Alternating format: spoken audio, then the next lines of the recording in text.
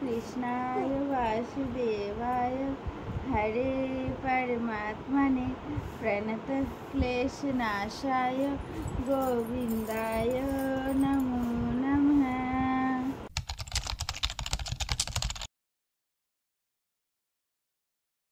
Hello everyone, আজকে আমি নিয়ে চলে এসেছি তোমাদের জন্য দুটি ননভেজ রাইস রেসিপি, যা ছোট বাচ্চাদের জন্য একদম পারফেক্ট। পুষ্টিতে ভরপুর, সুস্বাদু আর সহজেই বানানো যায়। চলো দেখে নেওয়া যাক আজকের রেসিপি দুটি। আজকের প্রথম রেসিপি সহজ আর সুস্বাদু এগ রাইস। একটা ছোট্ট ফ্রাই প্যানে তেল গরম করে নিয়ে তার মধ্যে সর্ষে, কারি পাতা, জিরে ফোড়ন দিয়ে অল্প পরিমাণের কুচনো পেঁয়াজ দিয়ে হালকা করে ভেজে নেব, যেন বাচ্চার পেটের হজমে কোনো সমস্যা না হয়। এবার একটা ডিম ফাটিয়ে দিয়ে ভালো করে স্ক্র্যাম্বল করে নেব। ডিমটা যখন ভাজা হয়ে যাবে তার মধ্যে আগে থেকে সেদ্ধ করে রাখা ভাতটা দিয়ে দেবো আর নুন হলুদ দিয়ে ভালো করে ভেজে নেব। আমি এর মধ্যে সামান্য পরিমাণে জলও অ্যাড করেছি, যাতে জিনিসটা একটু নরম হয়ে যায়। সামান্য পরিমাণে জল দিয়ে ফুটিয়ে নিলে রেডি হয়ে যাবে। এই রেসিপিটি প্রোটিন, কার্বোহাইড্রেট আর হালকা ফ্যাটে ভরপুর। ব্যাস রেডি হয়ে গেল এগ রাইস, যা বাচ্চাদের ওয়েট গেইন করতে সাহায্য করে। এই রেসিপিটি লাঞ্চের জন্য একদম পারফেক্ট রেসিপি। তোমরা চাইলে তোমাদের বেবিদের জন্য এই রেসিপিটি লাঞ্চে দিতে পারো।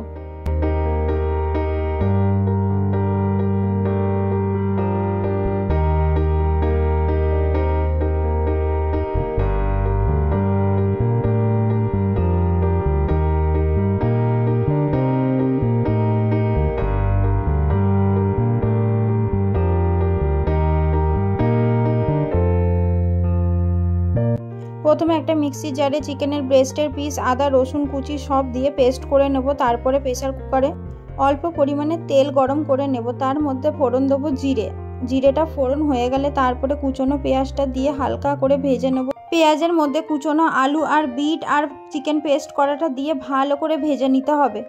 সামান্য পরিমাণে নুন হলুদও দিতে পারো।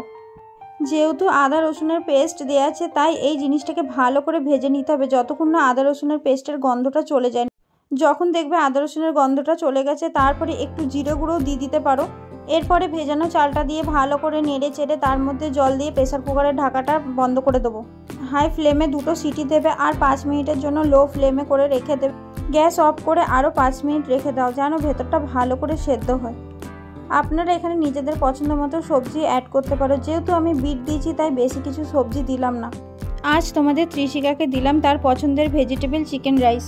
মুখ ভরা খুশি আর খেতে খেতে হাসছে, বোঝাই যাচ্ছে ওর এটা কতটা ফেভারিট। মা হিসাবে আমার জন্য এই মুহূর্তগুলোই সবচেয়ে স্পেশাল। ভিডিও ভালো লাগলে একটা লাইক, কমেন্ট অ্যান্ড শেয়ার করে দিও। আর কমেন্টে জানিয়ে তোমাদের ছোট্ট সোনাদের প্রিয় খাবার কি।